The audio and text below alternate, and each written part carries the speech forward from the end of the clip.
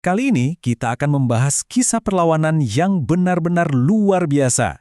Cerita tentang seorang pahlawan wanita yang memimpin perang gerilya melawan salah satu kerajaan terkuat di dunia. Selama, coba tebak, seperempat abad. Pertanyaannya adalah, gimana ceritanya seorang perempuan dari kalangan bangsawan bisa berubah jadi pejuang yang paling ditakuti? Ini bukan cuma soal pertempuran loh, ini adalah kisah transformasi total seorang wanita dari kehidupan ningrat yang nyaman menjadi simbol perlawanan yang abadi. Coba deh, lihat foto ini. Diambil pas penangkapannya tahun 1905.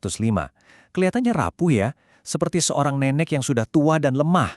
Tapi jangan salah, di balik penampilan itu, tersembunyi semangat baja yang udah bikin pasukan kolonial Belanda frustrasi berat selama bertahun-tahun. Mereka sama sekali nggak tahu siapa yang sebenarnya mereka hadapi. Oke, mari kita mulai dari awal. Kita akan masuk ke bagian pertama dari ceritanya. Kita akan lihat satu peristiwa tragis yang mengubah jalan hidupnya untuk selamanya dan menyalakan api perlawanan yang nggak akan pernah padam di dalam dirinya. Awalnya, hidupnya ya seperti bangsawan pada umumnya. Lahir dari keluarga terpandang, menikah di usia sangat muda, dan punya seorang putra. Kelihatannya hidupnya akan biasa saja kan? Tapi, semua itu berubah total ketika Belanda menginvasi tanah kelahirannya pada tahun 1873. Puncaknya terjadi pada tahun 1878 saat suaminya gugur dalam pertempuran. Nah, ini dia titik baliknya. Momen inilah yang mengubah duka pribadinya menjadi sumpah seumur hidup. Kemarahannya bukan cuma bikin dia sedih, tapi justru membakar tekadnya untuk melanjutkan perjuangan dan membalas dendam demi tanah airnya. Sekarang kita masuk ke babak berikutnya dalam hidupnya. Di sini, strategi dan kemitraan yang cerdas jadi senjata utamanya. Ini bukan lagi soal pertempuran fisik semata, tapi sudah masuk ke level perang pikiran. Ini poin yang menarik banget loh.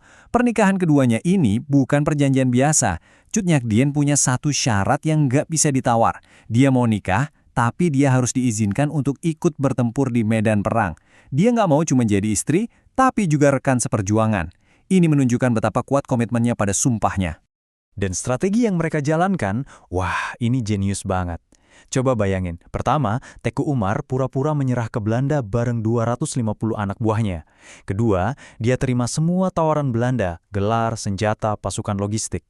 Ketiga, sambil ada di pihak mereka, dia diam-diam mempelajari semua taktik militer Belanda dari dalam.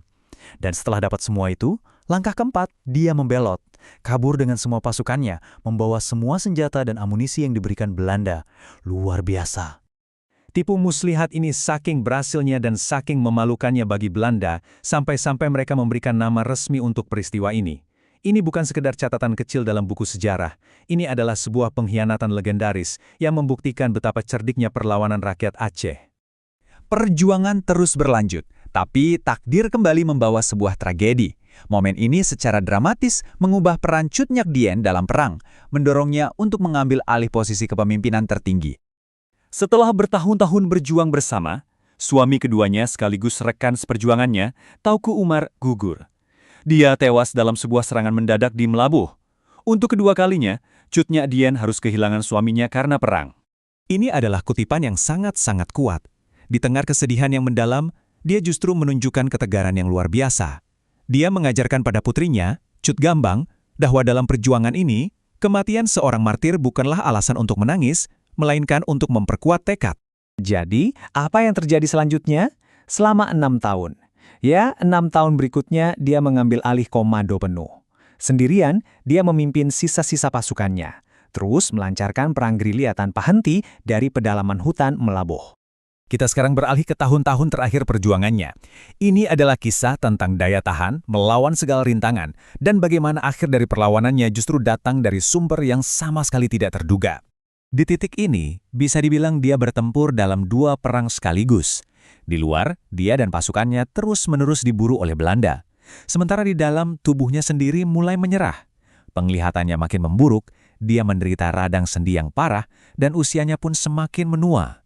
Di saat yang sama, jumlah pasukannya terus menyusut dan mereka kekurangan makanan. Dan disinilah ironi yang paling tragis dari penangkapannya. Dia tidak dikhianati karena kebencian atau keserakahan. Pang Laut, salah satu komandannya yang setia, melaporkan lokasinya karena iba. Dia sudah tidak tahan lagi melihat pimpinannya menderita begitu parah di dalam hutan. Bahkan dalam kondisi yang sudah sangat lemah dan terkepung, semangat juangnya itu nggak pernah padam. Saat pasukan Belanda menyerbu markasnya, reaksi pertamanya adalah meraih rencongnya untuk bertarung. Ini benar-benar menggambarkan esensi karakternya, seorang pejuang sejati sampai nafas terakhir. Tapi, penangkapan bukanlah akhir dari ceritanya. Sama sekali bukan. Di bagian terakhir ini, kita akan melihat bagaimana warisannya tetap hidup. Bahkan, ketika para penangkapnya berusaha sekuat tenaga untuk menghapusnya dari sejarah. Setelah ditangkap, Belanda mengasingkannya jauh ke Sumedang, Jawa Barat. Di sana, identitas aslinya benar-benar dirahasiakan. Penduduk setempat nggak ada yang tahu kalau dia adalah Panglima Perang Aceh. Mereka hanya mengenalnya sebagai seorang wanita tua bijaksana yang ahli agama Islam, dan mereka memanggilnya dengan hormat, Ibu Perbun. Kontrasnya luar biasa kan? Wanita yang pernah memimpin pasukan dan mengobarkan perang selama 25 tahun, menghabiskan sisa hidupnya sebagai seorang guru mengaji yang dihormati.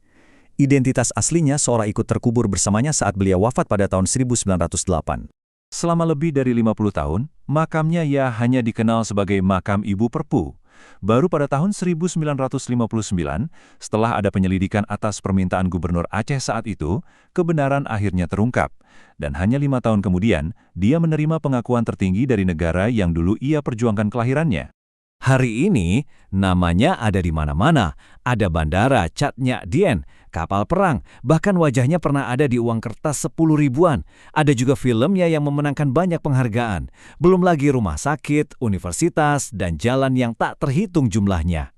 Warisannya bukan hanya ditemukan kembali, tapi benar-benar dirayakan dan diabadikan di seluruh penjuru Indonesia. Jadi kita kembali ke pertanyaan ini. Kisah Citnyak Dien mengajarkan kita bahwa semangat perlawanan yang sejati itu begitu kuat, sehingga ia bisa melampaui pengasingan, kerahasiaan, dan bahkan kematian untuk terus menginspirasi generasi-generasi setelahnya.